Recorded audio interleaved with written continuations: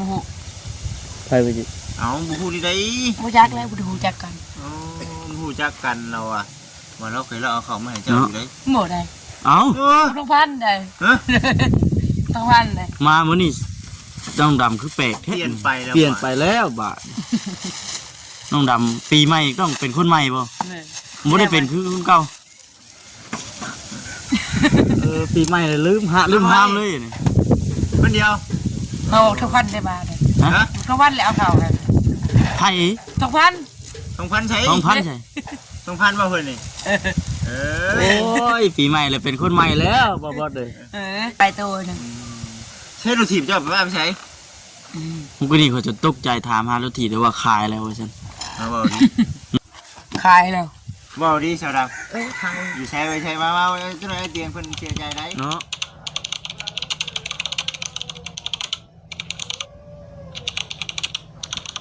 เฮ็ดยังน่ะเฮ็ดยังยังเว้นยังเว้นว่าเด้อคือยังเว้นตื่นแต่นอนปาดจ้ะผลึกแท้ให้รถถีบได้ฮะขายแล้วว่าจับเจือก็บอกจับเจือบ่หยอกซื้อโอ้พูดตกใจได้ข่อยดีว่าขายรถถีบเลยเอาจะลืมสบายดีแต่ว่าเนาะสบายดีปีใหม่เป็นได้ไดมาจากใดมาจากไหนโอ้มื้อนี้มีน้ำเสียงเด้อเมื่อวานนี่เนี่ยมือเสียงมาเข้าไปมาผู้เดียวมาว่าเดี๋ยวว้าวยืดเคยได้ยินข่าวว่าจะให้วอนเผยบ่ให้เราเห็นยังมันให้แล้วโยกกันซื่อเอาคือให้แล้วโยกกันซื่อมีอะไรมานำบ่แม่นติดคำสัญญาดิติดคำสัญญามากับบ่จิตนั่งหันท่าติดคำสัญญาดิขอไปเอาขากล้องก่อนพี่น้องเลยเนาะใส่ขากล้องก่อนบัดทีนี้ทักทายสบายดีเด้อพี่น้องเด้อเนาะพอดีว่าช่วงค่ำช่วงแรงมาหาเจ้าผู้หันงามเนาะชุกผมขึ้นบ่ฮะงามเนาะชุกผมละงามว่าคือข่อยเป็นผู้หญิงแท้ก็เบิ่งได้ชุกผมถือได้เด้ฮะได้ชุกผมได้ดีหันนะเนาะหาอะไรเงินไปเลยเขาถามมาเราให้เราให้ยังมายุดอยู่เด่นไม่ใช่เงินเอามาน้อยแล้วเฮียอ้าวมาว่าเจ้าบ่ได้เอามาบ่ได้แล้วไงประยุทธ์เราให้ยังมายุดชั่นเด็ดไม่จริงเลยเลยได้ที่แพ้ใหม่ว่าโมเมนมาน้อยแล้วเฮียตั้งแต่เมื่อนั้นผู้มาหาทั้งสาวดำคนงามแล้วบอกให้พังเรามาปักโบ่งเพียเราปักโบ่เฮียหน่อยอ้าวบ่าวต้าโทรมาหยังบาดนี่ปักโบเฮียบ่าวต้าโทรมาหยังบาดนี่โอ้บ่าวต้าสบายดี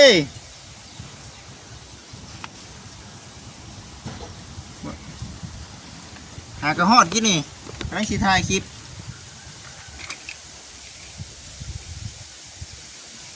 หากระตื่นนอนแม่นบ่อ้าวบ่กระตื่นว่าหยอกกระตื่นกระดิ่งนี่หากระตื่นนอนสิบ่เมียอยู่เฮือนเตาถ่านนี่แหละมีมาแล้วป้ามีมาแล้วมาหน่อยวันนี้บักโบเด้โบแล้วมันหายอยู่เศร้าแล้วบ่เคยนอนเว้นเจ้านี่ไหนบ่เคยนอนเว้นก็นอนอยู่เนาะฮะบ่เคยนอนเว้นว่ะก็นอนเยอะว่าข่อยเป็นคนดูมันบ่เคยนอนเว้นจักเทื่อโอ้ก็นอนแล้วบ่เอ้ากินอยู่บ่นี่บ่กินใช่มั้ยครับมาเอาตั้งชื่อมาให้นี่เอาตั้งใจชื่อมาให้ได้บ่บ่นี่ได้เด้อเบาๆนะกินอยู่บ่กินอยู่ปีใหม่นี่บ่ดินใช้ไม่ได้ยินใช่แหละเฮ็ดยังไงนอนอยู่มาวานนี่มีเสียงมาวานเจ็บคอใช่แม่นบ่ใครเจ็บคอเจ้าบ่เอ้าไปกินอยู่ใช้คือว่ากินน้ำเย็นนี่แหละแม่นบ่บ่คือนะ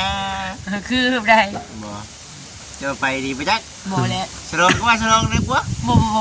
บ่ใช่แต่บ่คิดว่าสนองนึกบ่คิดยังสนองเจ๊งอีได้เหรอ จนเมื่อจนลงทางที่จะพื้นคนเมื่อกันเลยถึงงาน ก็อย่าจะเล่นจะเลยอีกเด้อ ไม่ได้เด้อในคืนมาปีหนึ่งมีทีนึง ก็อย่าเล่นลงทางก็อย่าเล่นเนาะ บอกความจริงนะ ก็บอกความจริงที่พระเจ้า จะบอกความจริงจะไปฉลองที่ไหน ไม่ได้สลองเน่นนอนเงิน แม่ ก็แม่น มื้อนี้น่ะเราอารมณ์บ่ดีเด้มื้อนี้เอ้าบ่เผยพาเมียมาเนาะ บุเกี่ยว นั่นเนาะ ก็เราดีหน่อย เอาปีนี้คือ ผิดคำสัญญาแล้ววะ พี่คำสัญญาแบบไหน เอาเมียมาน เอาเมียมานำเราจะให้เมียเรากับเจ้ามิดกัน รู้จักกัน รู้จักกันแหละไม่อยากรู้จักกับเราบ่ ำจักอยู่ ไม่อยากรู้จักกับเมียเราบ่ จักอยู่ เรารู้จักเจ้าเด้เมียเรานะ เป็นยัง เอาเราก็เบิ่ง FC เจ้าเพื่อนเนาะ FC ตัวยงเลยเด้อน่ะ สีตัวยงเลยนั่นเองที่เก่าแหละ เอาหยอกกันดอกพี่น้องเนาะ คือว่าแล้วเนาะพี่เก่าเป็นยังไงนี่ จักอยู่อีกกับกูขาดยังจักหิมเหตุเลย ขาไก่ตั้งแต่มื้อนั้นผู้ บ่เพื่อใคร หัวไข่ หัวไข่ ก็ชี้หิมเหตุนั่นเลย เป็นยังไงเนี่ยแท้ จัก น้ำเย็น เออ กับหัวไข่หนึ่งได้ข่าวนะ หนึ่งเลย ตั้งแต่เฮามาเนี่ยยังบ่ทันได้เห็นชาวดำหนึ่งเข้าให้เบิกจักเทื่อเนาะ อ้าวก็ว่า มาเทื่อใดก็มีแต่ว่าหนึ่งแล้วหนึ่งแล้ว บ่เป็นหรอก บ่เป็นดอกเบิ่งเห็นมันเป็นนี่ต้องเอ้ยนี่ไผมากก็บ่ได้เห็นจักเทื่อ จะมาประทัน แม่นบ่ ฮะมาบ่ทัน งงข่าวนะ หนึ่งเจ้าผู้เช่านี่ หนึ่งมื้อเช้าแล้วมื้อแรงแบบนี้บ่ นี่ โอ้ยเนาะเอาสั่นๆแล้วพี่น้องเป็นจังได๋ปีใหม่นี่หนาวอยู่บ่ จะดาวอยู่ หนาวอยู่เนาะแต่ว่าเจ้าบ่หนาวได้มันเป็นจังซั่น เอาบนหัวนับกินเต็มดาวเลย วิทย์แล้ว วิญญาณหนา วิทย์บ่ลบมึงแน่ข่อยนะ ยายจะเจอเด็กหนุ่ม เอามันหนาวนี่แล้วกูจริงก็บ่อยากนุ่งปานใดเนาะเนาะ เรียนก็จะดู อากาศมันเย็นอากาศมันหนาว แม่เนาะเฮ้ยเลิกแล้วทานน่ะ แนวอะไร เฮ้ยว่าสิให้ข่อยมาถ่ายคลิปตอนเจ้ายุกทานน่ะ พ่อจะมาประทันเนาะ มื้อไหนน่ะ เอาเมื่อคืน ฮะเนาะเมื่อคืนนี่ บ่คืนเช้านี้ คือเอาคืนมื้อเช้านี้ เออ โอ้เอาคืนมื้อเช้านี้ แต่เลิก จักสอบจักสอบ จักอยู่ เอาดีๆจักสอบจักสอบ 80ไปมันโหด ชื่ออะไรบ่มัน เป็น ก็นี่ลืม พวกนี้ อืม พวกนี้ลืมวันนี้ไป10แล้ววันนี้เนาะประมาณนั้นเนาะ ด้วยแหละ โดยเดี๋ยวจะเบิ่นโดยเอาหารมาพิเศษเดี๋ยวนี้เนาะเห็นเช่นนี่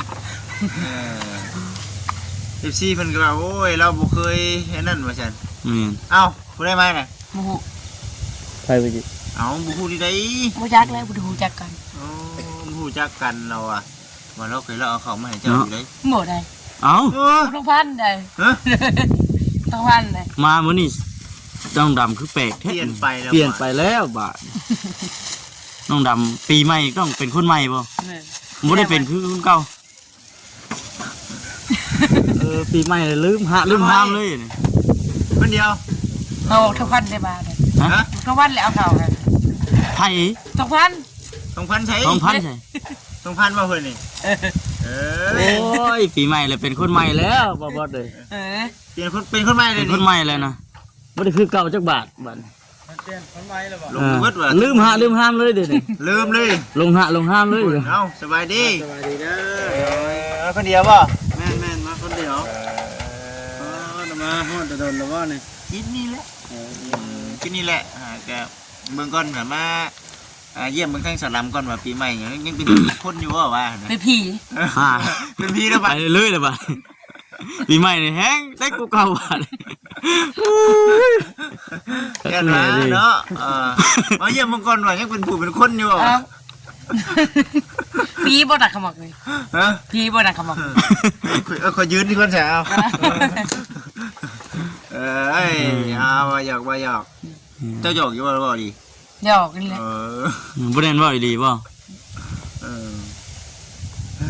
เอาคือสิอันนี้แหละพี่น้อง แม่ว่าหยอกว่าหัวกันเนาะสาวดำเนาะเห็นว่าบ่เว้าหยอกก็บ่ได้หัวเนาะ แม่ แม่น คือว่าเนี่ยพี่น้องเนาะ FC เพิ่นก็คอมเมนต์เข้ามาอยู่แล้วก็มีผู้หลักผู้ใหญ่เพิ่นก็แนะนำหลายอย่างอยู่ว่าซั่นเว้าก็เป็นแต่หัวน้ำอยู่ดอกว่าซั่น แต่ว่าก็เบิ่งแล้วเนาะเบิ่งลึกๆแล้วในความเป็นจริงของทางสลามแล้วก็ก็เป็นตาสงสารเราอยู่ว่าซั่น แม่น ในเรื่องการอยู่กันเศร้าแล้วก็เป็นตัวเราเองนั่นแหละเราเป็น อยู่ผู้เดียวเนาะ แต่ว่าเดี๋ยวนี้มันสิ้นแล้วเนาะสลามเนาะ โดย อยู่คนเดียวแบบนี้สิ้นแล้ว อื เนาะ ม แม่นป่ะก็ว่ายังซึมอยู่นะนี่ เป็นยัง มันยันไว้ยังซึมอยู่ ไม่ได้นอน ฮะ อ้าวแล้วเฮ็ดหยังป่ะ พี่เขาวแล้วก็นั่งดิ ไปสินอนเนาะเลยโอ้น้องนี่จะหน่อยก็ได้นอนนะนี่ บอกไปนอนแหละ ได้สิทำเลยนะ จะเฮ็ดงานโอบ่จะเฮ็ดงานหยัง จิงานพี่ยักษ์ก็นั่งเบิ่งดาวนี่แหละ นั่งเบิ่งดาวห่วยต้องนั่งอยู่ในเรือนเด้อมานั่งอยู่นี่เขาว่ามาผีบ้าเด้ เนาะ เลาะทางนั่นแหละ โอเคเนาะ นี่ไอ้ให้ว่ามันหน่อยไปเสี่ยง มันน้อยสิอ่ะ อย่ามัน อย่ามา มันมีบักลายตัวหนึง ใช้รถถีบเจ้าไปบ้านไปใช้ ผมก็นี่เขาจะตกใจถามหารถถีบได้ว่าขายแล้วว่าซั่น มาบอกดิ เนาะ อ้าวนี่ บัด ขาย นี้ แล้ว กูชาวเ เนาะ ชาคุ้มชา เอาแล้ว อันนี้ ขายแล้ว บอกดิชาวดำอยู่ใช้ไปใช้มาเจ้าหน่อยเตียงเพิ่นเสียใจได้ เนาะ แล้วมาขอมาหาเจ้าเสือได้อยู่ใช้เปล่าดิ ขายดินปีใหม่บ่ หาดิพี่ไม่บ่ ว่าบ่สะดำเจ้าก็เฮ็ดโหดพวกดอก โอ้ น่ะ เขาต้องใจ ต มั้ กใจได้แบบนี้เนาะ ดีแล้ว อันนี้ทำมันหักแหละ ไอ้ ล่ม ไปล่ม ร่มบ่เนาะไปใช้อยู่นี่นะนี่นะ ทีแล้วมานั่งจน คนเราตกใจร่มบ่นี่นะ น่ะ บ่ช่วงแล้วบ่นี่ ยังนะพวกนี้นะ ยังแย่กับ ล่มอยู่ ตื่นไหม เอาแล้วสะดำ มีอะไรจะตื่น เจ้าน่ะตื่นแม่ตื่น ตื่นมาเป็น ตื่นมาเป็นขี้ขโมย คือว่าอะไรเนาะ ก็ขี้ขโมยนั่นแหละอย่าบอกขโมย นั่นแหละชาวดำเบ้เนาะมาเยี่ยมมายามอัปเดตให้กับ FC เบิ้งนั่นแหละ เอ้ามีแผลไหนมาหามื้อนี้ จักมาตื่นเลย เอาแล้วสาวดำบัดนี้ยังบอกยังบ่จื้อแล้วบัดไผมาหาก็บ่จัก มาเวียง มาเยี่ยงเลย บอกจ่อย มาเยี่ยงมาจอย บอกจ่อย มาจอยเนาะ บอกเตี้ย จอยทั้งเปียก แล้วก็ลูกชายที่พัฒนาเอาน้องเห็นพัฒนาน้องเห็นมือเช้า เจ้าไปใช่ไหม ไปพากับจังเลยลืมเลยกับเวียงมาเวียงนี่พาผู้หนึ่งเราอยู่ผู้เดียวเราไปหาข้อข่าวกินนะ ใช่น่ะ จังเลย จะพาไป ใช่น่ะใช่เหรอ ก็ลืมเลยสิ อยู่ใช่นั่น จะไป อยากหู้เลยเนาะ เนอะ อยู่ใช่น่ะเจ้า ไป พา เลยไหม เจ้าพาให้ไป พาบอกยัง บอกยัง พามาเยี่ยงไป หนึ่ง แล้วผู้หญิงผู้ชาย ผู้ชายและเถ่าเลย โอ้แล้วอยู่กับไผ ผู้เดียวแล้วแหละ จะพาเราไปโอ้แล้วเป็นไทยคลิปบ่ ใช่แล้ว เอาหมดแล้วจ้ะเดี๋ยวการนาการ ไปหามื้อไหนพุ่นแหละให้สาวดำพาไป พาไป พาไปเด้อ มาหาท่านกระดำเพิ่นช่วงปีใหม่เนาะ มันวิ่งแล้ว ดิใช้เกิดเริ่มต้นปีใหม่แล้วนี่ มันเมะ มันนี้วันที่ยังมันนี่ ตาย กายเลย ไปแล้ว เย็นกันบ่ อีกนึง ขาดเนาะยังไม่ยังเงียบอยู่ได้ทีละปีใหม่เนาะ มีตัวมีตัว เนี่ยน้องดำคนโยงมาโยงนี่เนาะอ่านที่มันสุด จะหันมาอ่าน เดี๋ยวแล้ว มากับมันมาทหารนี่จะได้เดินทางเขาก้าวจะได้เมื่อไหร่ก็ โซนี้ยังไม่ไหม โยกก่อนเห็นติ โซก่อน กล้าว่าเมื่อไหร่คนบอกอยู่ว่า ถ้ามีไหมเพื่อจังเขาเนาะ ได้เลยเงินนะเงินค่าทาน ได้ เงินน่ะได้เท่าไหร่อ่ะ 600,000ในประเทศที่ทุกคน ไปแปลงยังมัน โบเมาเนาะ เอ้า ว้านมัน เอ้า เออ ใหญ่เอ๊ะ มวยรถถีบเพ่เลยนี่ แม่น เพราะว่ามันเป็นทีเพแล้ว คนเทบ่ คนนี่เลยทีเป็นคนบ่ เด็กคนนี่แหละ บ่ได้เก็บไว้จักดิ เก็บไว้แหละ ยังเท่าไหร่ หมูบ่ได้เบิ่งบ่ได้หมูซื้อให้กินได้ ฮะ หมูซื้อให้กิน เอาคือบ่ทุกแสนใช่ บ่ต้องใช้หนังสืออันนั้นเนาะไปเชิมสวยอีกเด้ เจ้านะ เสริมช่วย เชิมช่วยเชิมอันไหน เสริมดังบ่ ซื้อปีนั้น โอ้เจ้าว่ามั่วเลยคือเบิ่งคือ โอ้ มั่วเลย ไปเลยเนาะ ไปเลยเลยหาบ่เชิมก่อนเบิ่งเบิ่งไหน บ่หยอกซื่อๆซื้อกินนั่นแหละฮะ เพิ่นทำผมในวานนี่ น้ำผมบ่ ชื่อนั่นเนาะ อ๋อ จิตัดอยู่นี่ ได้ผิดไปได้บัด เฮ้ยเห็นบ่ดิอันนี้ก็แท้อ่ะ เฮ็ดแบบว่าแสนว่า เออ เพิ่นอยากได้ช่องผมแบบว่าแสนได้เพิ่นว่าวาน เออ โอ้ยเนาะ ทำยาวเลยเฮ็ดได้จับเบียร์โชว์เขาเลยมันเท่ดี ตีบ่บัด นี่เท่สร้างแต่มันหลาย ไปเลยเลย เห็นบ่ดิ มาจากจุดแล้ว เฮ็ดคือบอกเฮ็ดคือจ่ายขาดกันได้ ทำนะเฮ็ดเฮ้ โอ้ยเนาะที่เอาชูติดรถอีกเลย เป็นได้ข่าวยังไงยัง ยังไรอยู่แต่กระเบกมันนั้นลอยฮั่นนี่ต้องพาตำละพวกมุชาอะไรก็ตำไปนะ เห็นอยู่แล้วคู่ก็คือไปตามมัน อยากดูอุ้ยมันบ่มีเบรก เอ้าเราถือไม่ได้อยู่ ก็สติบ่ได้ดิฉัน เพี้ยนเอาแล้วคอยขี่คอยเพี้ยนเอา ปั๊มหลุด รักผู้ใหญ่บัดซื้อให้เลย เอ้ามาพี่โนไหลเงินป้าไปหาเงินแล้วก็ลงมาไหล หัวคิดไปบ่ ล่มว่า แม่น ไว้อยู่จ้ะ ก็ไอ้ยังมาไหล จะดิ่งประมาณเท่าไหร่ จะใส่เลขหยัง เลยจะเรียก ฮะ เกือบชัดอันน้องน้ เออ จะเข้าไว้อะไรกลัวเห็นว่ากันนะ ำแซงเขาเว้ย เช่ ไป ง ไปบุถึงเองเขา รถ ตาม สิ หมู รถสิจะเช่งรถยัง เนาะใหญ่ แซงรถใหญ่พุ่น เช่งได้ใช่ป่ะรถใหญ่นี่ อากู ติดจิ๊บบ่ จอดอยู่ว่า เมืองตีนในจะขัวเลยบ่ตีนมาจากแวกแล้วไปชูบอีกโยนน้ำหนักมาเลยไอ้ข้างๆถีบแล้วใช่กระตาทำบุญเลยดิ เห็นยัง อ่ะ ตามยังนะ เอาเลยเอามาเลย เมื่อนี้ไอ้เตียงเราซื้อให้เจ้า เจะกระเหยียบแก้วกี่ก้าวไปเว้งแล้วโอ้ยนิดหน่อยบ่เอาเลยตามจิตสบายใจเฮ้ยแล้วก็ต้องแปลง ผู้เมื่อยผู้ซึมเมื่อยนี่นะ สลัม นี่มาดูหะ ถ้าเมืองเสียงแล้วคือช่องจิตเป็นห้องได้ครับเนาะเสียงเห็บเจ้าห้องเคยห้องเพลง ลองห้องเบิ่ง บ่ บ่เคยเบิ่งคือช่องยับว่า มีเพลงยังไงจะเป็น บ่เป็นยัง ว่ามื้อนั้นเคยก็เห็นเจ้าห้องอยู่ว่า ดูชาย ใครทานมาเดี๋ยวห้องไปนะโอ้ม่วนใส่ดำนึงที เจ้าฟังมันหน่อยติ เห็นป่ะ บ่ได้ ลองจัดให้พี่เพิ่นฟังมึงเนี่ยดูไปเลยลูกเลย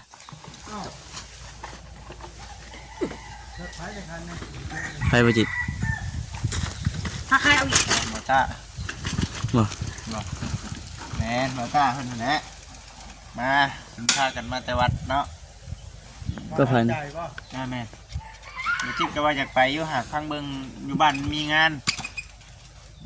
วิทย์มีงานก่อนมีนาเป็นขายของอยู่เลย เขาขี่มานี่ ขี่ไปไหน บ่นั่งบ่หลังที่อันนี้เราห้องเพลงอยู่ดิ ไปบ่ขี่มานี่เลยซื่อๆนี่แล้วก็ลึกเกินมาคือว่า วันนี้จะไปก่อนนะนั่งคุยกันไปจริงก่อน เนาะ ไปเลย เลยนี่เราพ่อชวัน เจ้าก็ได้ ฮะ คอยเฮ็ดนี้ นี่เราพ่อชวันนี่เราพ่อชวัน หอดสวรรค์ กู หอดโลก้าว่าสิหอดอยู่ คนที่ไปวัดท่านใจหลายแท้มันเนาะเมาลีก็ไปได้ตรงนี้เพิ่น จิ๊บก็ยังสิไปอยู่ ตั้งแคมป์ ไปก่อ เนี่ย น ก็ชวนไปยี่เช้านี่ บ่ไปให้ ทำใจ มาพี่ชาว มานั่งพี่นะ เจ้าห้องเพลงยังกินนี่ โอ้โห นั่นแหละน้องเปลี่ยนความตั้งใจนี่ เอานับไปแล้วนับ 1 2 3 เขาเห็น เกี่ยวก็สิเห็นไว้คือในห้องเดี๋ยวเนาะก็เห็น อันนั้นกินเบียร์อะไรเอ้า มาเมื่อวานนี่เราบ่ได้เป็นอย่างนี้เลย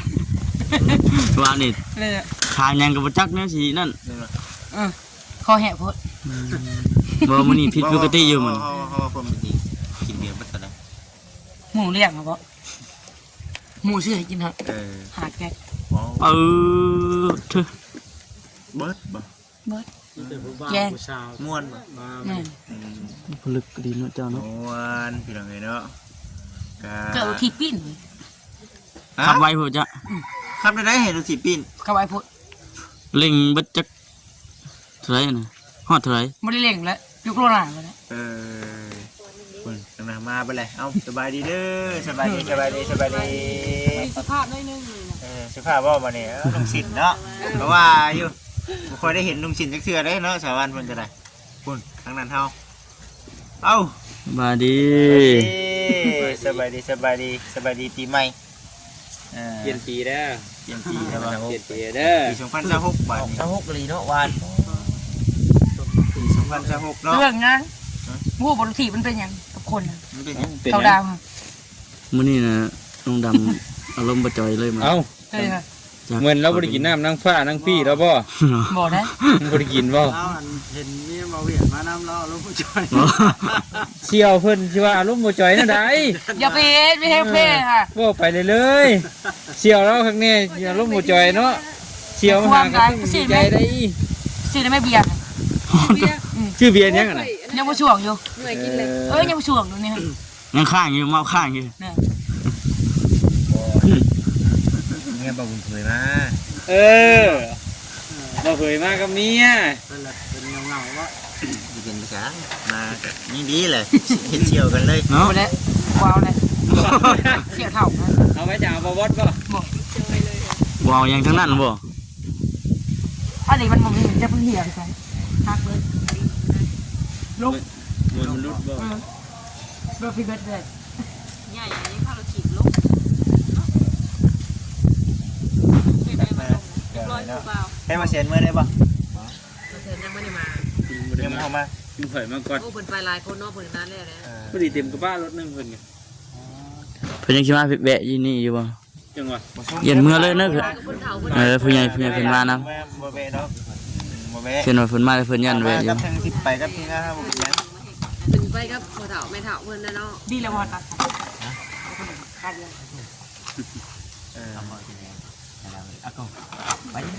ไปจ้ะเฮาบ่จิตเมื่อปะเลยบ่นี่ อ้าวคือมาปะ เมื่อปะแล้ว เป็นยัง สิเป็นหยัง น้อยใจ น้อยใจยาละฉันเนาะ พุ่นแล้วไปนั่งพุ่นก็ได้พุ่นไปนั่งพุ่น น้อยใจอีก น้อยใจหยัง เป็นหยังเฉลํดิ เราเตรียมผลงานไปเลยว่า น้อยใจ โอ้เราไปเสริมสวยเบิดไปหลายเติบพุ่น บ่เสีย ว้า นะ ทุ เสริมเลยเนาะ มันขายทาน บอกโอ้ยนักกับรถถีบแล้วเมื่อใช่มาแล้ว ไปกี่เรื่องกี่คน เออ กี่ตีนมือกี่กีตาร์ แม่นแหละพูดถึงขี้ข้าวมัน เบิ่งนี่ก็เห็นว่ากันเนาะเจ้าโคกัน อ่าน เป็นหยัง ไป ว่า เลยหวานดิ บ่ยังเมาอยู่เลยเบิ่งเลย ยังข้างอยู่บ่ เฮ้ยสิเฮ็ดอันนี้ ข้างไปมาอีกไฟมันจัก เฮ็ดอันนี้ได้ เราแห้งขัก เออ นี่บอกคือเอาปูกันดิเต้น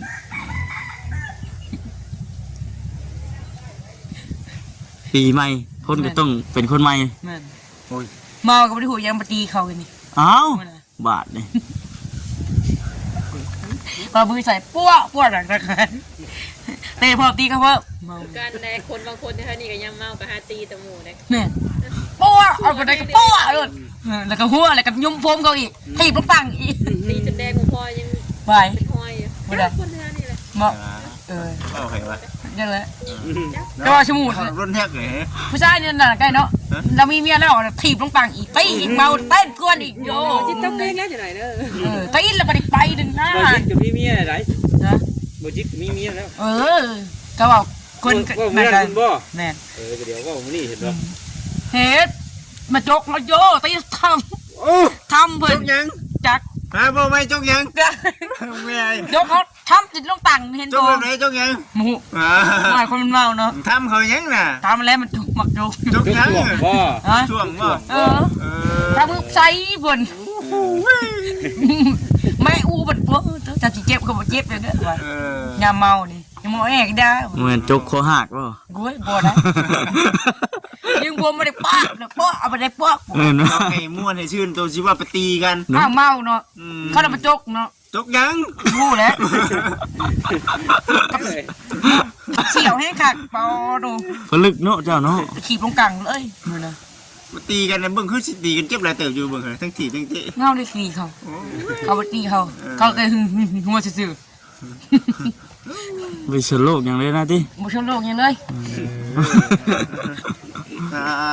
คุยกันเด้อ แม่น ก็ได้ใส่คุยกันได้ต้องสบายดีด้วย สบายดีเด้อ ๆเจืออยู่เนาะ ผมไม่มาลุ่มเลยก็เชียว บ่ว่าได้บ้านในการเชียร์เขาเห็นเลย ผมไม่จักคนสิลุ่มก็สิบายมีแต่สบายดีอย่างเดียวแล้วไปแล้วไปแล้ว ใช่ ไปพี่น้องเลยเนาะคลิปนี้ก็จบก่อนสบายดีเด้อพี่น้องเด้อ